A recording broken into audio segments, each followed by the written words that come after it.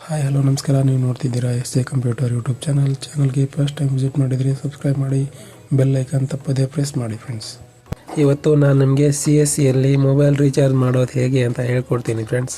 CSCಯಲ್ಲಿ recharge ಹೇಗೆ ಮಾಡೋದು ಮತ್ತು CSCಯಲ್ಲೇ ರೀಚಾರ್ಜ್ ಯಾಕೆ ಮಾಡಬೇಕಂತ ಲಾಸ್ಟಲ್ಲಿ ಹೇಳ್ಕೊಡ್ತೀನಿ ಫ್ರೆಂಡ್ಸ್. ದಯವಿಟ್ಟು ವಿಡಿಯೋನ ಸ್ಕಿಪ್ ಮಾಡದೆ ನೋಡಿ. ಮೊದಲಿಗೆ CSC ಲಾಗಿನ್ ಮಾಡ್ಕೊಳ್ಳಿ. ಬಂದಿರೋ ಪಾಪಪ್ನ ಕ್ಲೋಸ್ ಮಾಡಿ.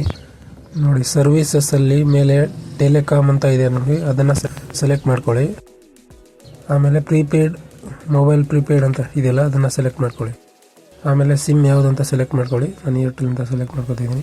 ಇಲ್ಲಿ ಮೊಬೈಲ್ ನಂಬರ್ ಹಾಕಿ. ಮೊಬೈಲ್ ಅಂತ ಇದೆಯಲ್ಲ, ಅಲ್ಲಿ ಮೊಬೈಲ್ ನಂಬರ್ ಹಾಕಿ. ಮೊಬೈಲ್ ನಂಬರ್ ಹಾಕಿದ ಮೇಲೆ ಸ್ವಲ್ಪ ಹೊತ್ತು ಲೋಡ್ ಆಗುತ್ತೆ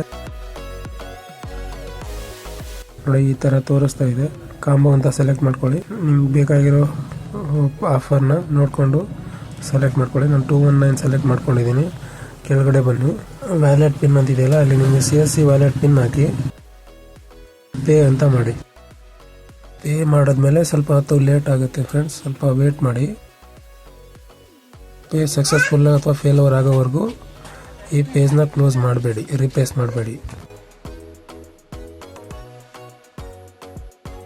ನೋಡಿ, ಪೇ ಆಯಿತು. 219 ರೀಚಾರ್ಜ್ ಸಕ್ಸಸ್ಫುಲ್ ಅಂತ ಬಂದಿದೆ. ಇವಾಗ ರೀಚಾರ್ಜ್ ಕಮಿಷನ್ ಎಷ್ಟು ಬರುತ್ತೆ ಅಂತ ಹೇಳ್ಕೊಡ್ತೀನಿ ಫ್ರೆಂಡ್ಸ್.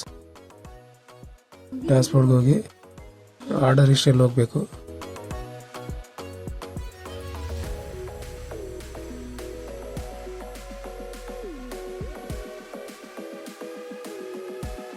ಆರ್ಡರ್ ಹಿಸ್ಟ್ರಿಗೆ ಹೋಗಿ ನೋಡಿ, ರೀಚಾರ್ಜ್ ಸಕ್ಸಸ್ಫುಲ್ ಇದೆ. ಅಲ್ಲಿ 219 ಡೀಟೇಲ್ಸ್ ಮೇಲೆ ಕ್ಲಿಕ್ ಮಾಡಿ. ನೋಡಿ, 216 ಅಮೌಂಟ್ ಕಟ್ ಆಗಿದೆ.